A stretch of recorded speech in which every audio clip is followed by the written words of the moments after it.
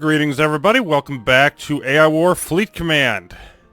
It's time for a new adventure featuring the 5th of the 6 expansions, Vengeance of the Machine. And what does this add? Well, it adds some of everything like any good AI War expansion should. There's more music, there's more map types. I think like one of them's a wheel, and there's something else. Let's just take a look. Yeah, wheel and honeycomb. So that's what the wheel looks like. And here's the honeycomb. So those are the two sort of new ones when it comes to that. We'll switch back to our standard realistic.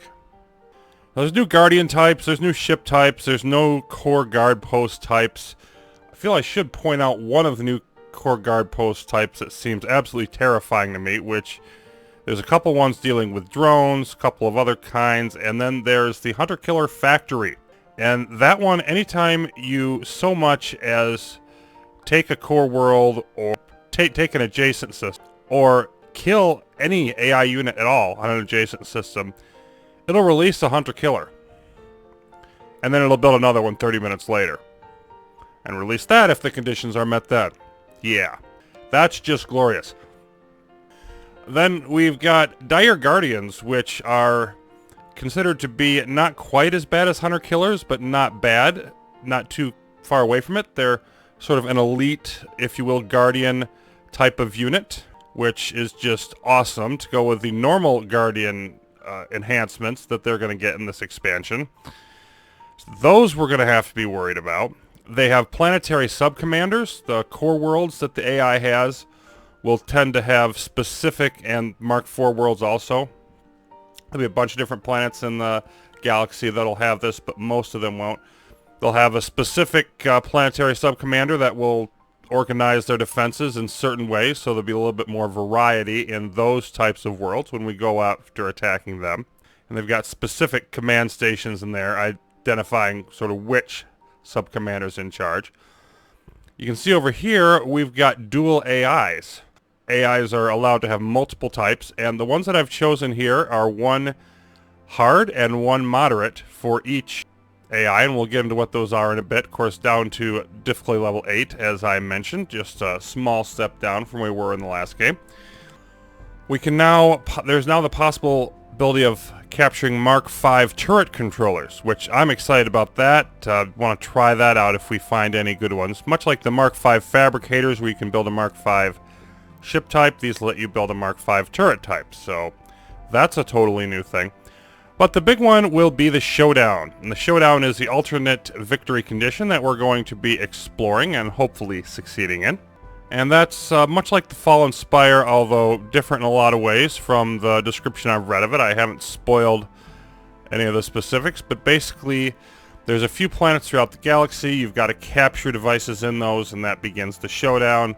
And it essentially forces the AI to come to you and have a frontal confrontation at that point.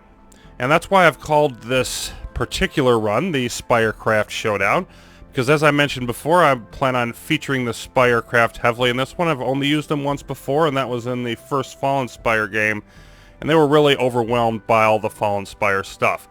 So we're going to focus on them as being sort of my main trump card, if you will. I'm probably going to be going for a little bit higher AI progress level in this game as we go forward. So the AI types that I'm using, there's 5 new ones, and I'm using 4 of them here. We've got Vengeful Reservist, and they retaliate with exo attacks, relatively small ones it says, anytime you basically destroy anything that belongs to them. So they're a much more counter-attacking type one, and it seemed like Reservist would be a decent thematic one to go with that. And they get bigger strategic reserve, and they'll use that to defend important planets. So basically, this AI really doesn't like it when you damage its stuff, and it will react badly. Then we have Vorpal Exotic. Vorpal says they focus on force field immune units and strong CPAs, so they're meant to counter fortified human positions. I like to form fortified human positions. So we'll see who gets the better of that. And then the Exotic, they do not send normal attack waves, but they send small exos instead. So we're definitely going to be featuring some more exo attacks coming in. Let's take a look at what we're activating here. We can have absolutely everything on. There's finally the Dire Guardian layers. Those will be used in this game. And we'll get to explore how much fun those are. And I turned on the core shield generators. Haven't used those in a while. It seemed a good game to try that on. And yeah, I definitely want the complex. All the bonus ship types. We'll be seeing some new things, or at least potentially seeing some new things. Okay, minor factions.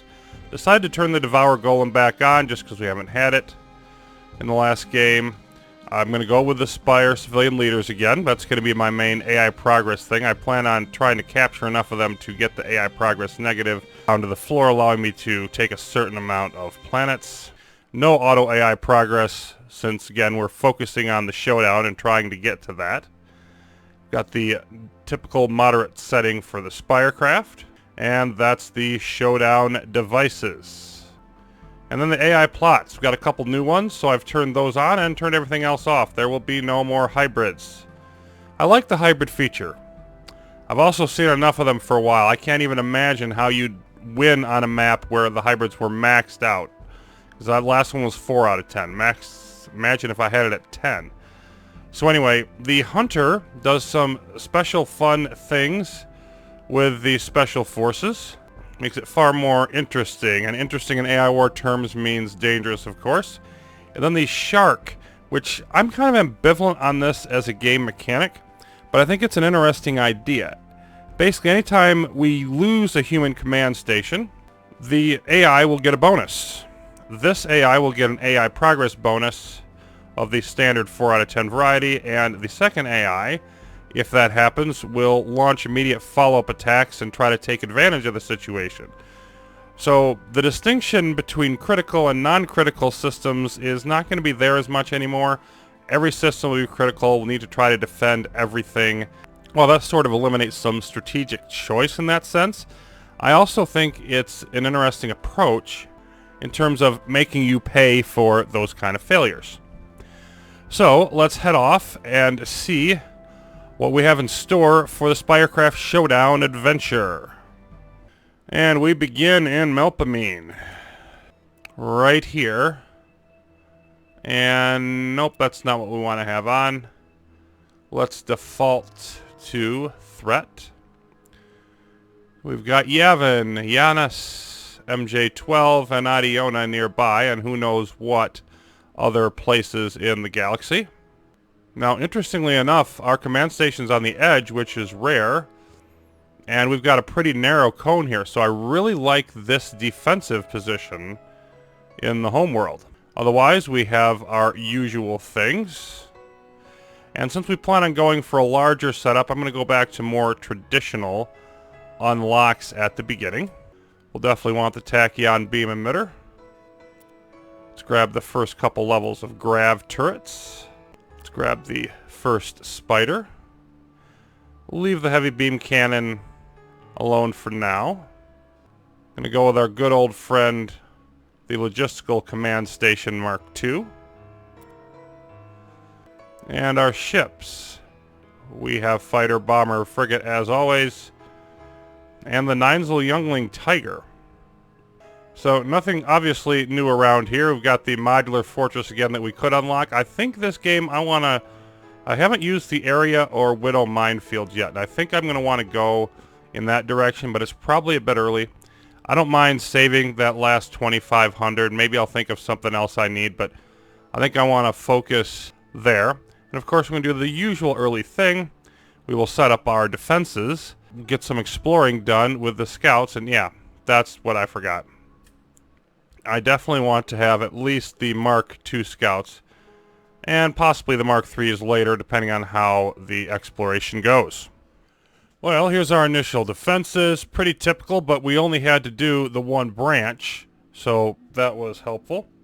And we've got our initial scouting done, and it's a little bit troublesome, a little bit more of a pain than I thought.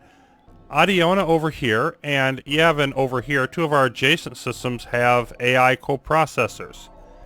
And obviously we don't want to take those down till later in the game, so that sort of knocks those out. Sela here has a raid engine, so that's going to be another complication with eventually taking down Adiona. I will want to do it eventually. Now, the one really big target that jumps out, though we can't really take it down yet, is Tethys. And this is a Mark III planet.